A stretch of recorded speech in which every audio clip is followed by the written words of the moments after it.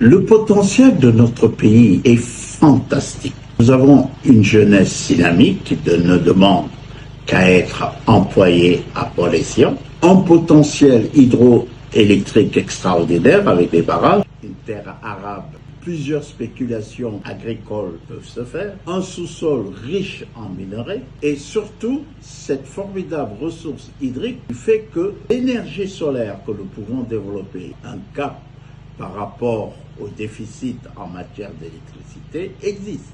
Tout ce potentiel-là viendra comme pour renforcer notre vocation à industrialiser notre pays. C'est vrai que nous sommes soucieux de l'environnement, défis climatiques, mais nous n'oublions pas que Lénine disait que les soviétiques plus l'électricité, c'est égal le développement. Et l'Occident, avec son charbon, a passé son temps également à travailler à son développement, à son industrialisation, tous ces deux États. Donc c'est sans gêne, mais avec beaucoup de vigilance, que nous allons également utiliser nos énergies fossiles, nous allons utiliser tout ce qu'il faut, car nous ne saurions être toujours la vache à lait de toutes les puissances grandes et moyennes, et qui se vérifie surtout dans le secteur informel. Un secteur où beaucoup de jeunes, beaucoup de femmes évoluent en dehors malheureusement des structures de l'État, mais qui traduit une volonté